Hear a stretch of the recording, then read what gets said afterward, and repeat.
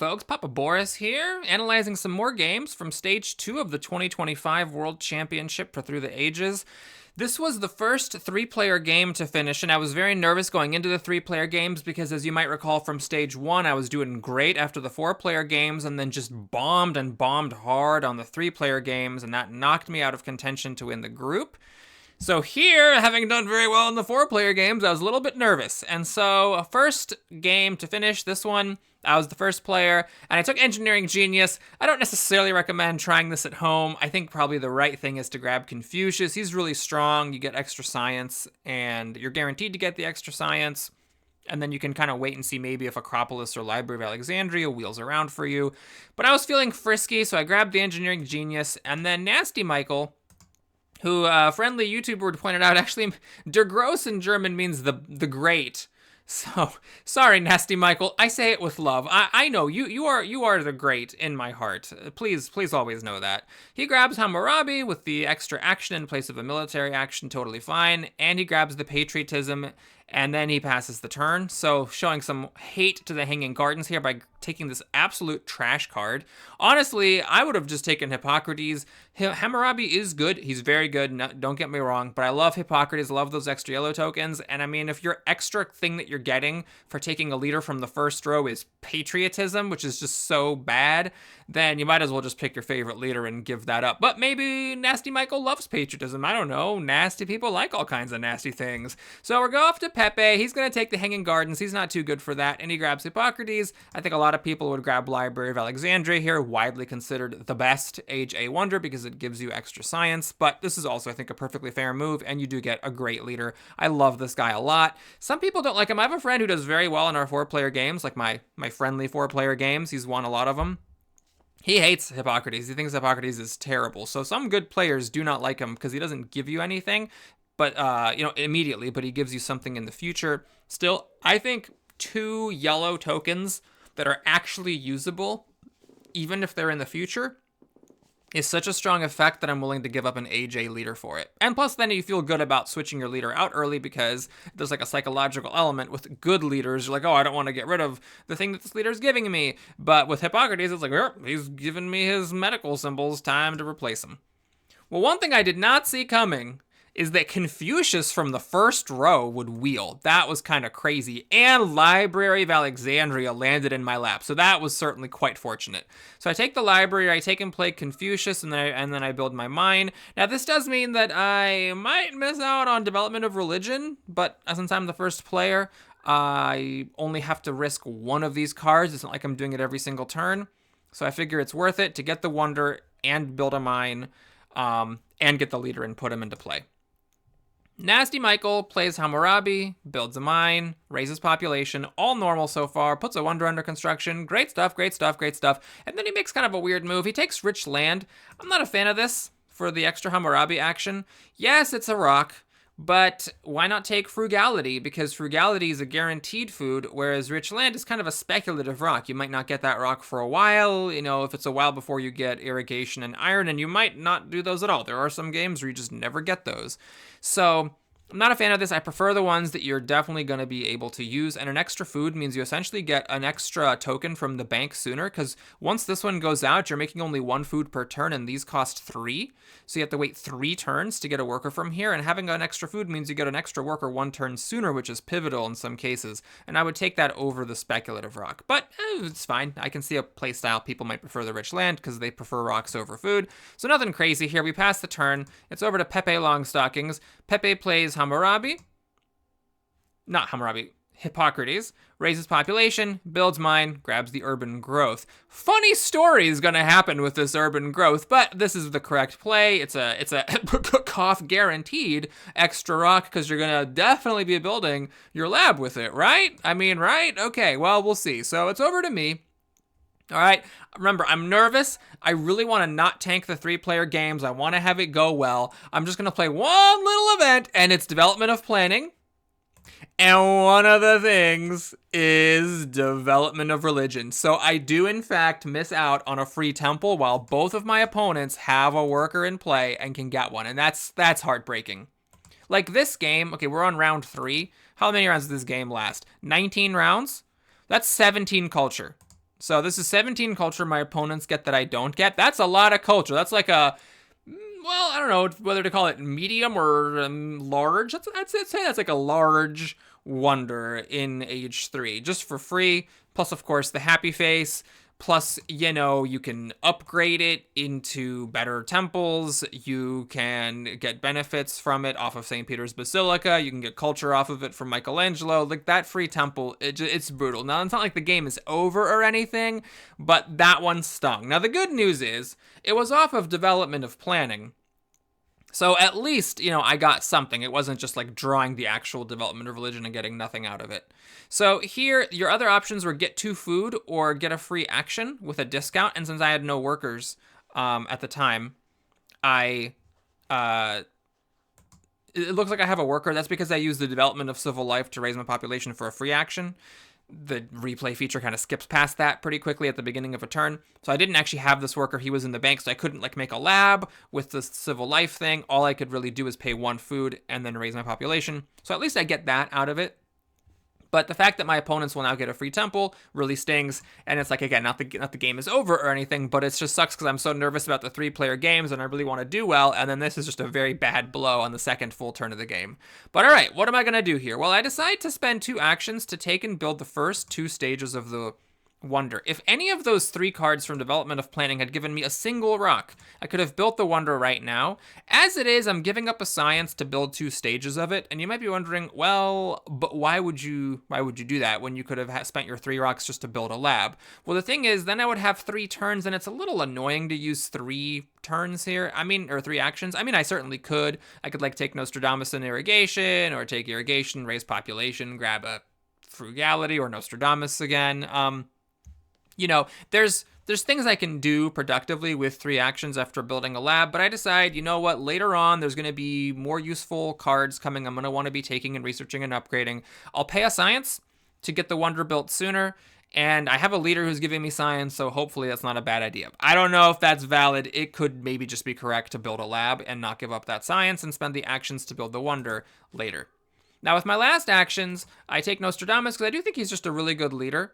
3 culture per turn is awesome, and being able to see your opponent's events is nice. It's a little bit annoying in the replay feature that when you click on the deck, it doesn't show you events that would have been revealed by Nostradamus. In fact, it doesn't even show in the replay feature what Nostradamus actually sees when the event is being played. But there will be a couple of times when I hand wave and say, well, because of Nostradamus, I knew that nothing bad was in the deck, so I played an event, even though I would have been wrecked had it been some bad event, and that might have actually scared me off from playing an event under normal circumstances. Genghis Khan is here, and he's also an amazing leader, but I figured there was just no chance in hell he was going to make it back to me. So I take Nostradamus while I can, and then for my last action, I raise population. Now, it is important to note, raising the population here means I'm losing a food. And so you could say, well, but Boris, development of religion's already out. Even if the free warrior shows up, you might not even want a free warrior.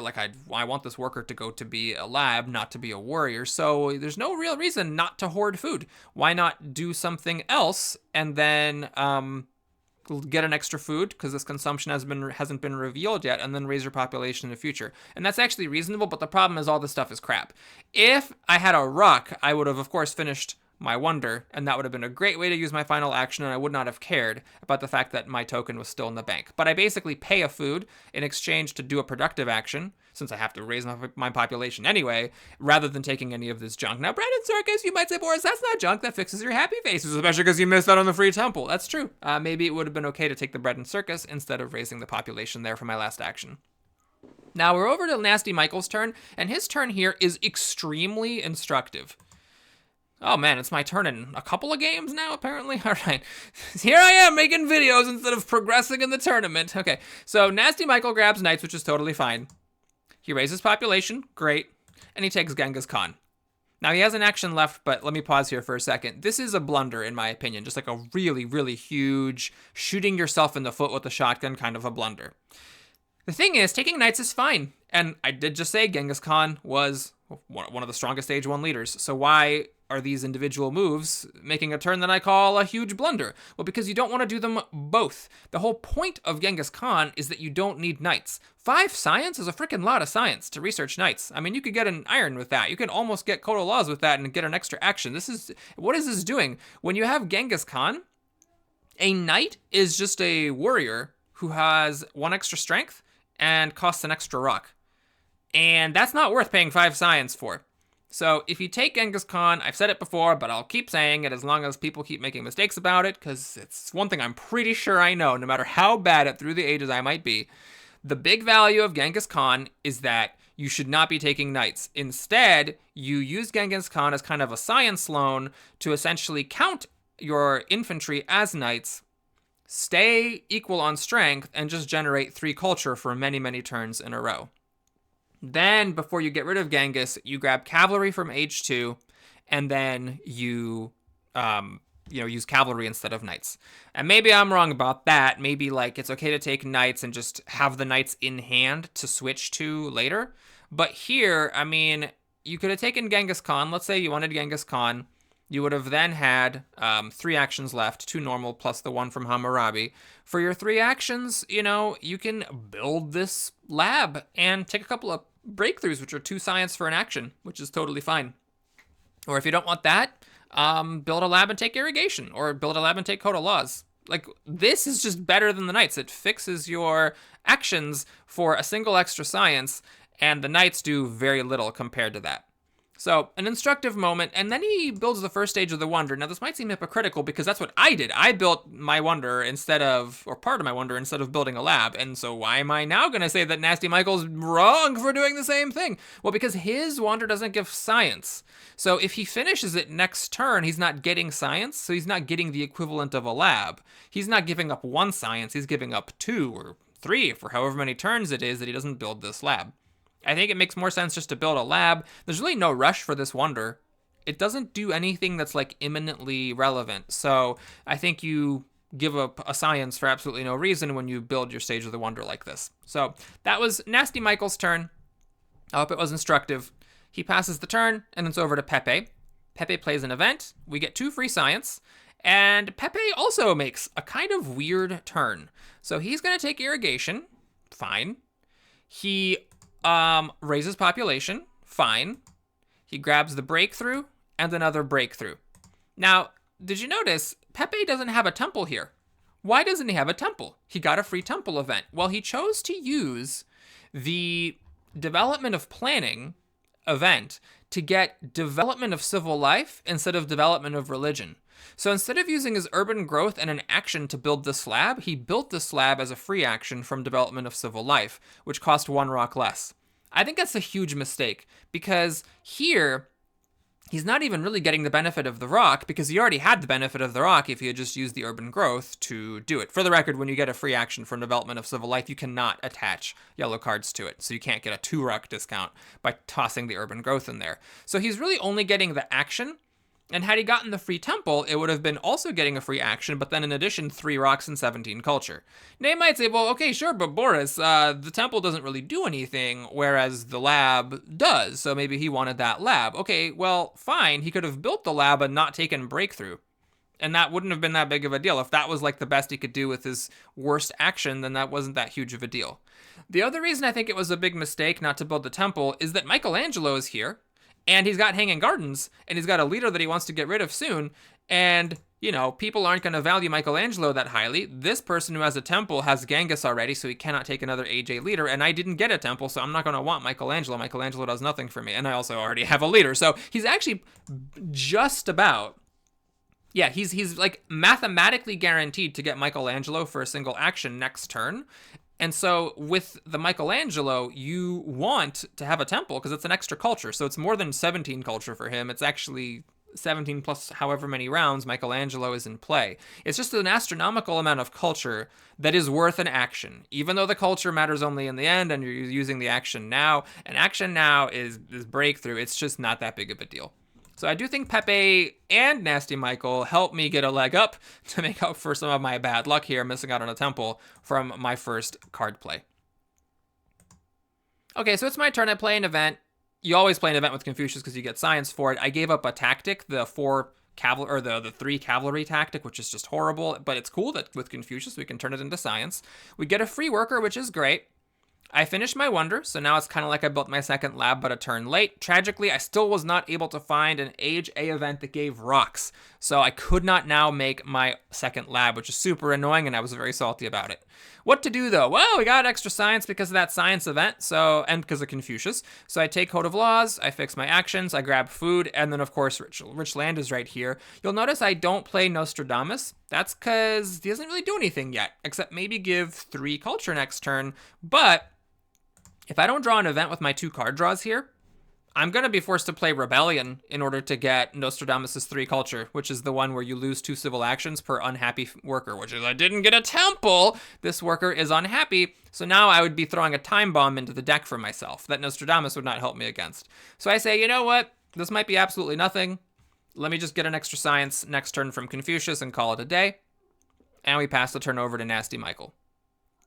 So Michael plays his second lab, which is now very weird, because he could have done this last turn and then built the first stage of the wonder this turn, and he would just have an extra science. So he just threw away a science for absolutely no reason.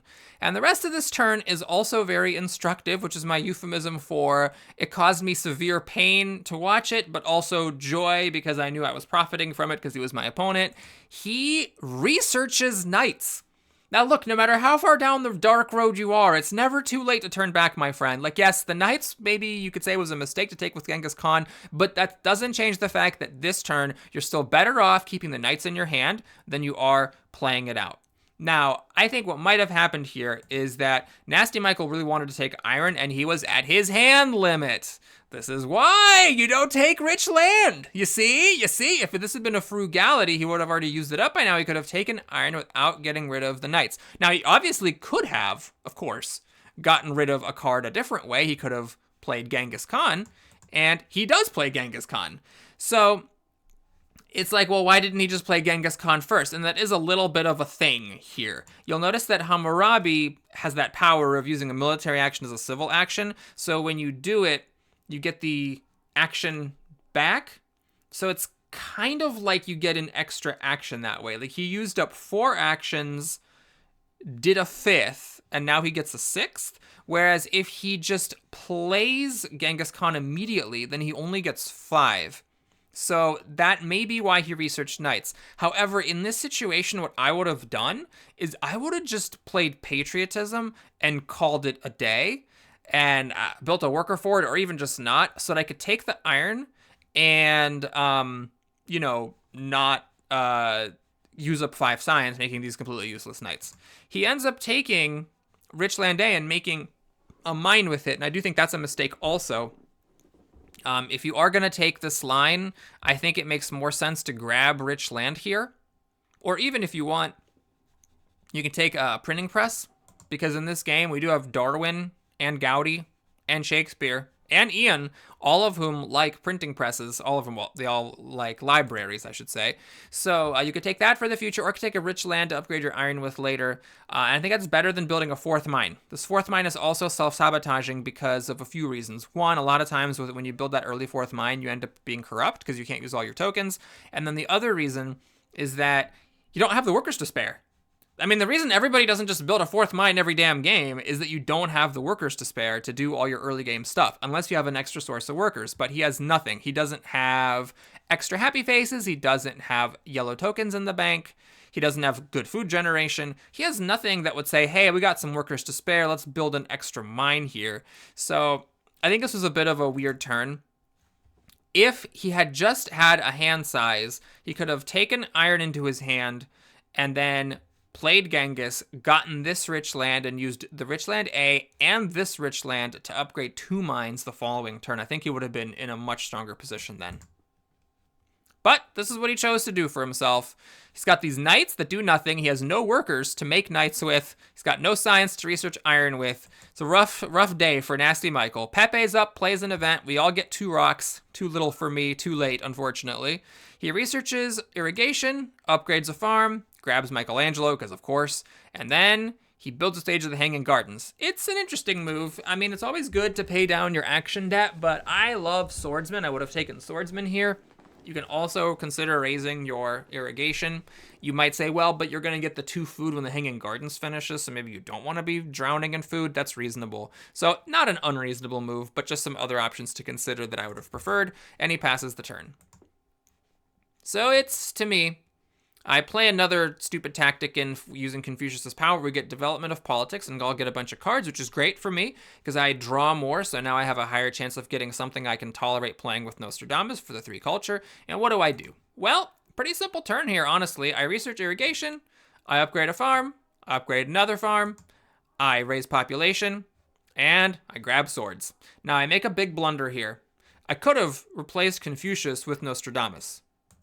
Right? That's a free action. I just chose deliberately not to do that. Why? Because I wanted to research swordsman next turn, because I know I'm playing with clowns. From the 4-player games, it has become evident that my opponents in this group are a crack squad of jokers who put all kinds of garbage into this deck. There could be a card that says, you and only you get kicked in the balls, and they would put it in there. Like, they just put anything in there. So I want to make sure I'm not losing on these events, and I've got 1 + 2 is 3 science, so I really want to make sure that I get swordsman online next turn.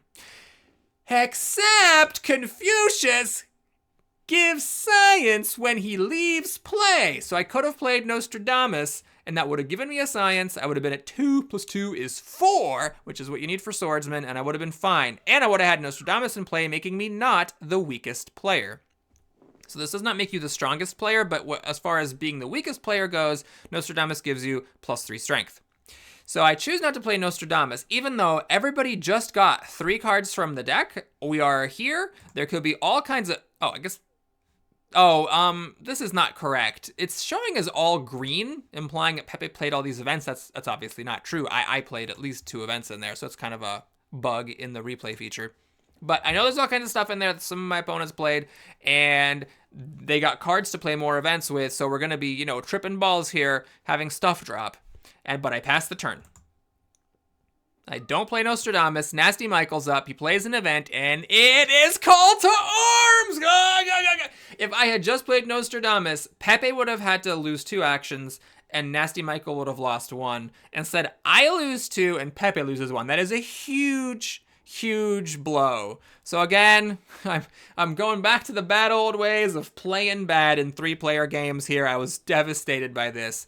But alright, life continues. At least Nasty Michael dug a pretty big hole for himself, so who knows, maybe I can still pull this out. He grabs Code of Laws, which he's going to research never with his no science that he has. He finishes building the Acropolis, grabs Frugality for 2 food for 2 actions, and then he passes the turn.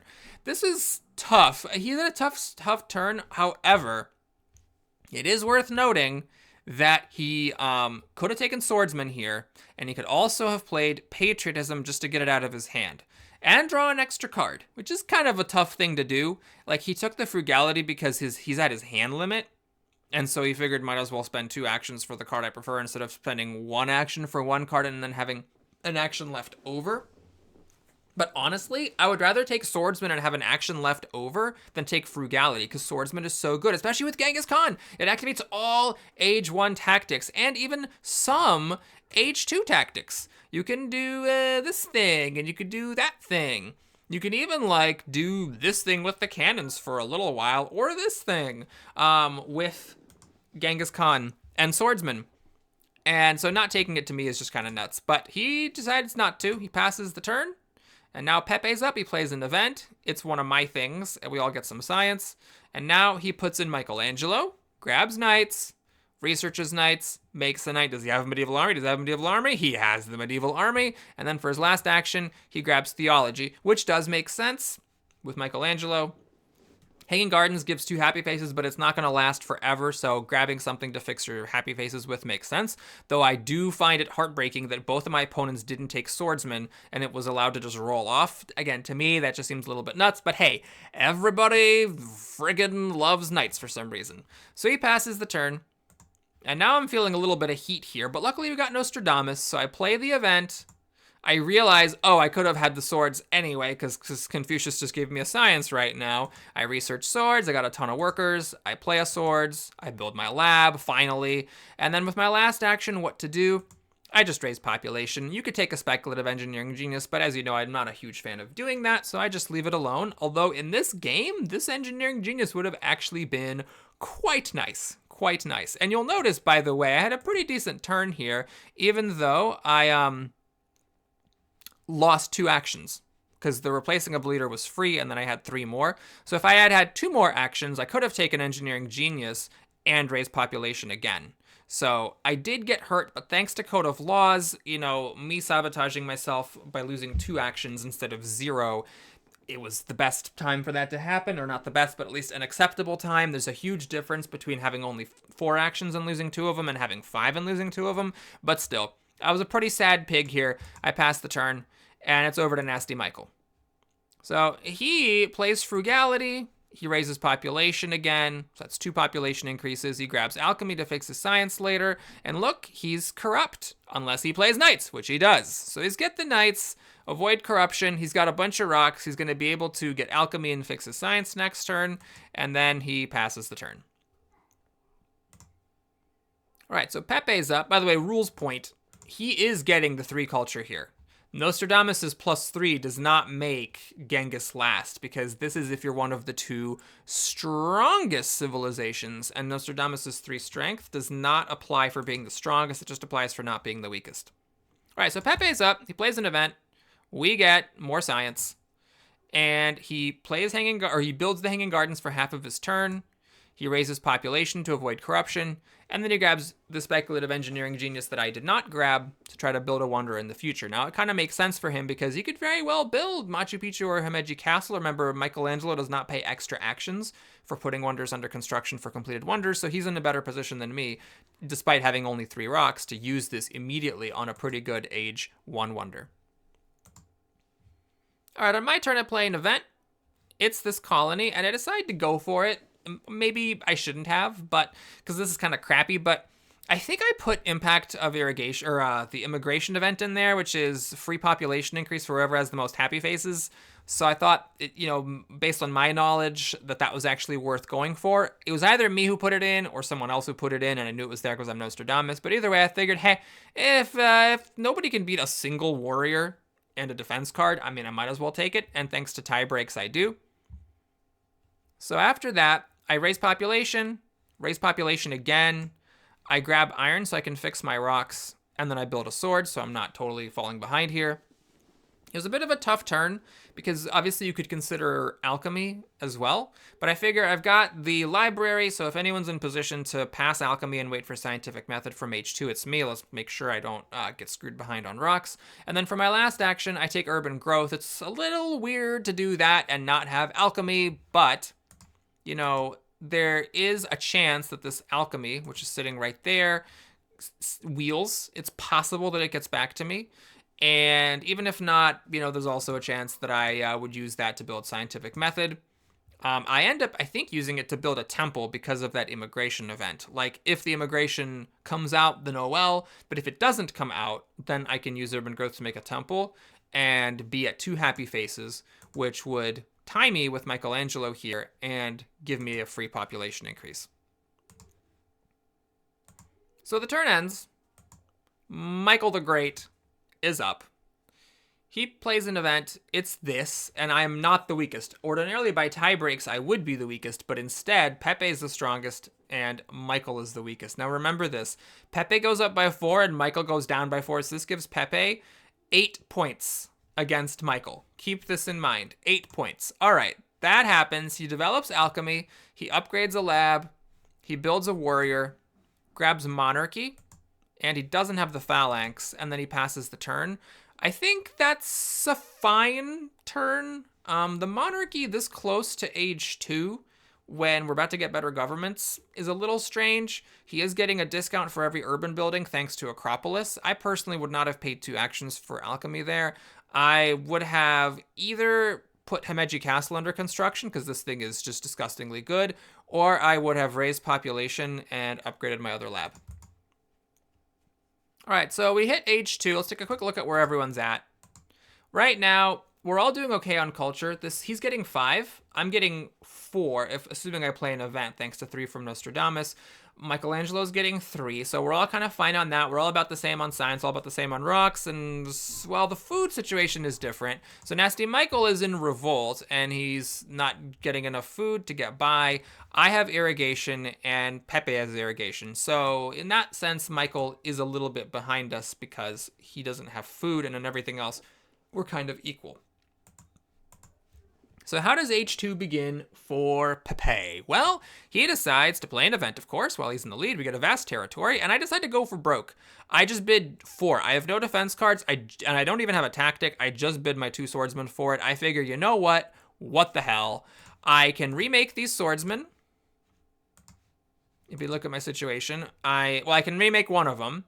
I've got Nostradamus giving me 3 strength, so yeah, I'm like still dying on these events, which would suck, but at least I can't get anyone, no one's gonna do any aggressions on me.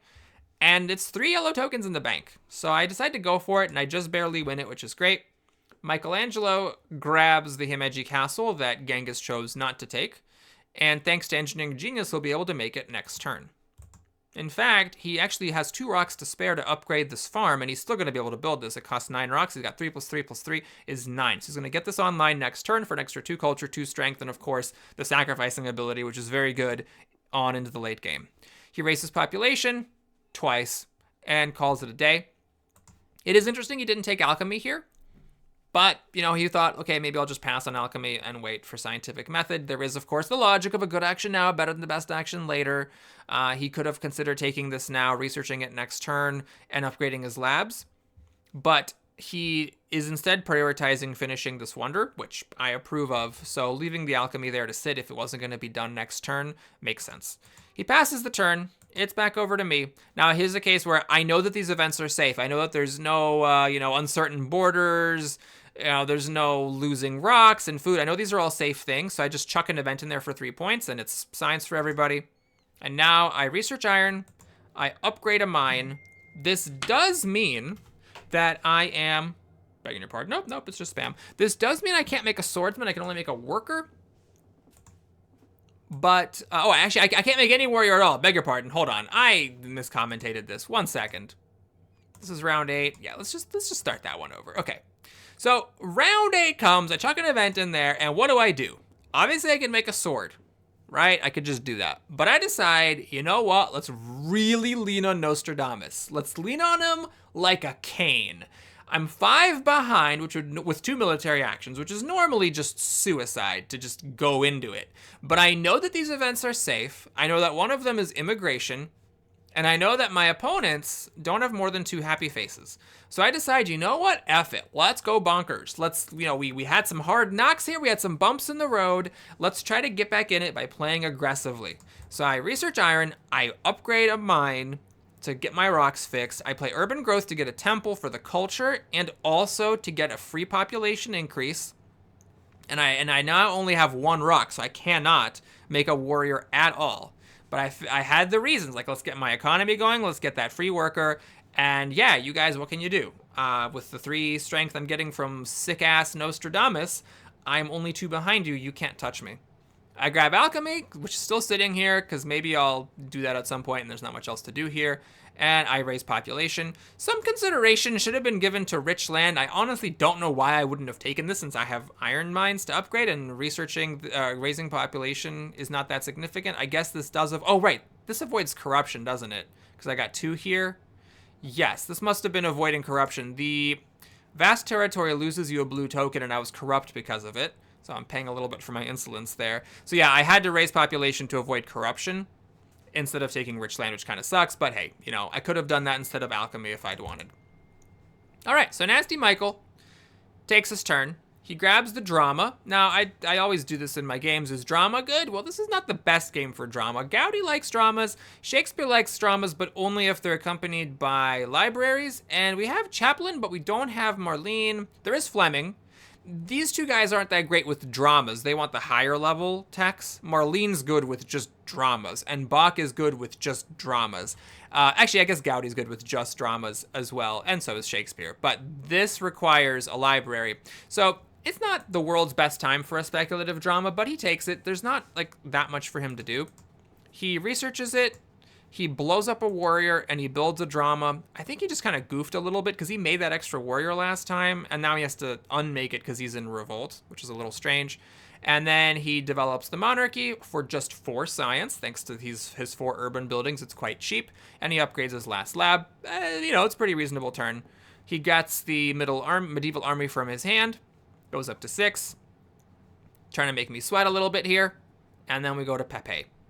Pepe plays an event, and there's the immigration, which, again, either I played or I saw someone else play. We all have 2 happy faces. Now we all get a free population increase, and it's time to build the castle. So he's up to 7. A little disconcerting, but hey, that's whatever. And he puts the Eiffel Tower under construction. It's an interesting move. This is a very dry board here. He could raise population, but then he wouldn't have much else to do, honestly. I mean, he could have put the Great Wall under construction, but I don't think it's that great of a wonder. And at 3 rocks. Now, I would never take the Eiffel Tower, making 3 rocks. But you know what? Like, I'm learning from reviewing these games, taking a good wonder, even when your rock production is low, can work. And this Eiffel Tower does end up being effective. This is like right at the beginning of Age 2. So, if there's ever a time to do it when you're not going to be able to finish it quickly, I suppose this would be that time. Anyways, he passes the turn, and it's back over to me. I play an event. We've got this, so we all get some free stuff. And what to do now? Well, now we got a 7 strength opponent, so there's no more dilly-dallying. There's no, let's research alchemy and upgrade a lab. There's nothing like that. I upgrade a mine. I build a single warrior, so I am now 3 behind Pepe with Nostradamus' benefit. I grab the cavalrymen because I really do need to do that, and I grab the monarchy. I actually play the monarchy, so now I've got 6 actions, so I'm set for the game if I wish to be. And with an urban growth, I can look forward to upgrading this alchemy cheaply in the future. Now, one mistake here is with 5 science, I'm one off of playing cavalrymen. I believe that there was an event in here that I played that gave science, and so I was counting on that to hopefully, obviously not guaranteed, but if I was lucky to get cavalrymen out. So it's a little bit frisky. A safer play would have been to not research monarchy here and make sure I had the science open for cavalrymen so that next turn with my 5 rocks, I could make a cavalry and get out of a dicey situation. So I pass the turn. It's over to Nasty Michael. He gets Code of Laws, so he also has monarchy plus an extra action. Yeah, but both of us have monarchy and Code of Laws, so he's also got his actions fixed. He grabs the reserves for some resources in the future, grabs the H2 reserves as well. He makes another theater, and he puts the Louvre under construction. So despite having pretty crappy rock production, he is going for this 5 culture wonder to, really get the culture game going. So he's trying to push with the culture. He's got 6 strength, which is totally fine for the time being, and he wants this culture to be through the roof. He's making 9 here versus 5 for Michelangelo, and 5 if you count Nostradamus for me. So he's trying to get a culture lead going. All right, so it's over to Pepe. He plays an event. It's the inhabited territory. I can't compete for that one. I do bid my 1 worker, but Pepe goes ahead and wins that. He uses a worker and a couple of defense cards to get 2 yellow tokens in the bank, which is awesome for him. He replays the warrior, and now what? Well, he grabs strategy. He's got a low science production, but he hasn't researched anything, so he's got a bunch of science saved up. He gets the strategy up, which I am not happy about because now he's at 10, and even with Nostradamus, that is a little bit disconcerting. He grabs the Republic to fix his actions perhaps next turn, raises population, calls it a day. One thing I guess that's interesting is he chose to leave coal here instead of grabbing it to fix his rocks with. He could have taken a coal. He could have taken it, for example, instead of raising his population. But the population raise did stop corruption, which is important to do when you're only making 3 rocks. And the alternative to, taking Republic would have been to take the coal, but then you're missing out on the Republic. So, he's gambling that the other coal shows up, and he wants to fix his actions sooner instead of waiting for one of the other governments to show up. I think that's okay, though, it's a risky move to leave yourself at 3 rocks like this. So on my turn, comes around. I'm playing an event because, again, I know that this stuff is all safe thanks to Nostradamus. The really bad stuff hasn't been in there. And we get developed territory. We got to pause here for a second because this is a huge moment in the game. This 3 science lets me research cavalrymen, which is a really, really big deal. Luckily, I got this defense card here. So I bid my worker and the defense card, and I go up to 3. But it turns out my opponents either don't feel like the colony or don't have any defense cards or don't want to spend them on this developed territory or what. They let me have this. I don't know if that's a mistake or not because I don't know if they were in position to stop me or not. I mean, he maybe just bid his knight and had no defense cards. He might have bid his knight and had no defense cards. I don't know. Or maybe they had them and chose not to offer them. But I think if they had defense cards and just chose not to offer them, then that was a mistake. Because they really should have stopped me from getting the 5 science I needed to research the cavalry and make a cavalry right now. Because even with this, I'm a little bit tense. 3 plus 3 is 6. And that is 4 away from 10. And you know that this isn't a defense card. If my opponents are paying attention, they know that this is not a defense card because they just saw me spend an Age A warrior and a Age 2 defense card for 3 colonization power to win a 2 colonization bid. So clearly, had this been a defense card, I would have just paid the warrior and this and paid 2. So they know this isn't a defense card. That means if I don't have another defense card here, and I don't draw a defense card from my 2, that I am vulnerable to an aggression from Pepe. Because he's 4 ahead and I've only got 3 defense. So I'm very, very, very nervous, but I would have been even more nervous if I hadn't been able to get these cavalrymen online. So, again, I don't know if my opponents could have stopped me, but if they could have and didn't, then that is something that they will rue, and rue hard. Okay, well, what to do with the rest of my turn? This was actually one that I agonized over a lot. Like, I put my phone down for hours and did other things while I wrestled with what to do on this turn. Because there's James Cook here, and without trying, I have 3 colonies, so he's 4 culture. But I also have a big stockpile of food, and Maria Theresa is culture and science, and rocks for building units. So I really agonized over which one to go for. I took the cannon, of course, and I took some resources because I need them because I'm not making that many right now. I took the rifleman, of course, so I have access to all the techs. And I decided to grab James Cook. There were other things I could have done. I could have taken scientific method over the alchemy. I could have taken Maria Theresa and gotten, 3 culture and 3 science from this. But I figured, you know what? Like, this is just really a lot of culture. And I'm so close. I'm so close to just stabilizing on the military. I just need 1 more cavalry, and then these hussars are going to save me. I just got to survive 1 more turn. I can drop Cook, get rid of Nostradamus, and just be home free. So this is something I noticed that happens in Through the Ages. Sometimes there's like a key moment where like your opponent has like 1 turn where if they have the right military card and they choose to go for it, that they could just completely knock you out of the game. But if they don't do it right then and there, then you can be okay. So I was gambling here. I was playing with heat. And we go over to Nasty Michael. He plays an event. It's this. We get our science. That's what I was hoping for, more so than the colony, to be able to afford the cavalrymen, and they both happened. He builds a stage of the Louvre. He grabs a efficient upgrade for, I guess, the iron at some point. He plays some reserves. Plays another reserves for food. He gets rid of all these blue tokens so he's not so corrupt. And he grabs navigation, which I was sad about because I was planning to make more colonies, and this, of course, is going to make it harder to win with James Cook's colonization bonus. He builds back his warrior, passes the turn. All right, is Pepe going to do anything? He's not. No event, no military, no aggression, no war. I just breathe a huge sigh of relief. He drops his Republic, grabs Breakthrough for some science now that he's all out, grabs Gaudi, builds a stage of the Eiffel Tower, raises population, grabs some rocks here in the form of patriotism, calls it a day. I think that there's some other things you could consider here. I mean, obviously canon, I like taking canon. He could consider taking journalism to be able to get culture and science later, but I think this is all in all a normal turn. So we'll pass over to me. At this point with Nostradamus, I don't play an event. I could have, but either there was something here that I was afraid of and I was lucky it hadn't happened yet, or I just wanted to hang on to these colonies. I'm not sure.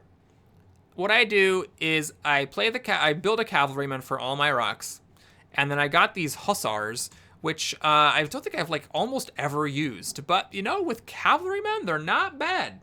They're okay with cavalrymen specifically because it's 4 strength for a 2 unit thing, and altogether this is a 10 strength package. 6 for the cavalry and then 4 for the hussars. So I think it's fine. And now I'm safe. So we can put on cook and start raking in the culture. Also, this is a day where I can opportunistically go for the Suez Canal. Suez Canal is a really interesting one. So when you finish building it, you colonize a free colony from your hand, and I happen to have them. And then you also get an extra rock for every colony that you have, and I happen to have gotten a bunch. Like, I wasn't even trying to go for a colony game. It just sort of happened. I think like my opponents were putting these in for the most part. Maybe I put in that one. I can't remember. But I wasn't really trying to go for it. It just sort of happened. And it's like, hey, I got Cook opportunistically and the Suez Canal opportunistically. So I'm going to be ready to rake in some rocks. I grabbed this for what is essentially going to be 6 free rocks at some point. Raise population to pay down some of my action debt. And I grab urban growth. This is a move I'm not sure about. It makes sense to research alchemy and get a free upgrade or a cheaper upgrade if I get scientific method, but I think looking back, I would have rather just taken journalism for the opportunity to make science and culture that way and raise population to pay down more of my action debt. All right, so Nasty Michael is up. He plays selective breeding, researches it, upgrades 2 farms to fix his food, totally fine. He researches navigation, which I was unhappy about because now he's ready to compete for colonies pretty seriously. Could he have considered taking journalism or team sports to fix his things, or cannon? Yes, I think these are all good cards here. Personally, I would have taken the cannon, but he wants to get the navigation down right away, and so he passes the turn. Pepe plays an event, and it is this. So we're all the same, roughly, thanks to Cook giving me a bunch of free culture.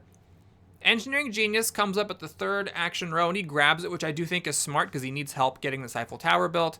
He now can actually build a lab, and there's 10 rocks left on the Eiffel Tower. 3 plus 3 is 6, plus his Engineering Genius makes 10, so he's able to sneak in some extra science and still finish the wonder. Very principled decision. He also grabs coal. Now, he could have taken coal for an action instead of Republic earlier, but now he's taking it for 3. He's like, well, I don't want to dick around. Now, both of his opponents have iron. However, Nasty Michael hasn't researched it yet. So yeah, there's a chance Nasty Michael decides to be a dick and take coal. And then Pepe ends up with 3 bronze mines. So a principled choice. He spent 6 of his 7 actions taking cards. But I don't think those are bad plays. And this is why it's good to have 7 actions, is so that you can do that for the cards that you really need. All right, so it's over to me. I play an event, and this is a critical moment. I knew this was coming, the wealthy territory, because I put it in there, and I'm able to get it. Again, if my opponents could have fought harder and didn't, then they made a mistake. But Nasty Michael only bid 5 despite having navigation, which I think is very interesting, because that would mean that he basically only bid a knight, and then plus a 3 navigation bonus, that's what makes 5. Now, he could have bid a knight and a warrior, and that would have been 2 plus 3, or 2 plus 1 is 3, 3 plus the tactic, 2 is 5, and 5 plus 3 is 8. He should have bid 8, in my opinion.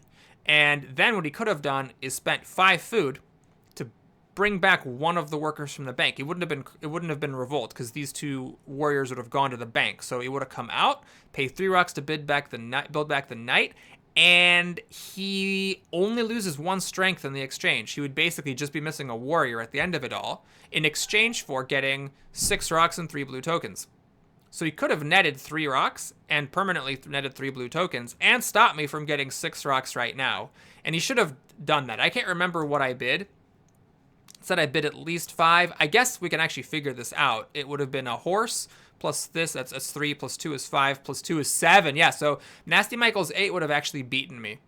But as it is, I get the wealthy territory, which gives me 11 rocks, which lets me, first of all, play Wave of Nationalism, 6 free rocks, make my cavalry back, so I'm just completely fine. I lost absolutely nothing in the exchange, and then I build the Suez Canal, and I can get it right now. Now, you'll notice that I have the developed territory here. So I'm getting 5 science, 2 blue tokens, and 2 yellow tokens when I finish the Suez Canal. That means that I put the autonomous territory, this one, into the deck as an event. I believe it was correct to do it the other way around. I should have kept this and just gotten 4 science from it. So I would have been 1 science less. I would have been 4 blue tokens less and 2 yellow tokens less. So that's not insignificant. But the thing is, I got a lot of yellow tokens here. I already have plenty. I don't need more yellow tokens, and I got a lot of blue tokens here. I don't need more blue tokens. I could lose 4 blue tokens and still be totally fine. And I'm really going to miss the extra civil and military action for the rest of the game. I do think I messed up because I kept the wrong colony to colonize with the Suez Canal. So that's my turn. Nasty Michael grabs Kanmon. He loves using the Acropolis, I guess. He plays Alfred Nobel. He replaces Genghis with him. He grabs Breakthrough for some extra science, researches the iron finally before the age ends, and upgrades one of his mines. He then has an extra action left over to raise his population, all totally fine, and he moves on. Pepe's up, plays an event. It's the autonomous territory I put in, and Nasty Michael goes for it. Now, he might have drawn some defense cards. I don't know. But he goes for it on this one. He just makes a worker and 2 defense cards, which is kind of an awesome deal, and he gets an extra action and a big, big bonus. Now, Pepe over here finishes the Eiffel Tower, very principled, goes up to 10 culture. He grabs rich land to help with the coal in the future, grabs rifles, which is a very important card it ends up being in this game. The age is ending, so he switches out his Michelangelo for Gaudi, who is not super impressive right now, but he would be more impressive if he had an extra temple. He grabs a efficient upgrade to help with coal again in the future, researches the rifles, plays patriotism, gets this rifle up here, and then he passes the turn.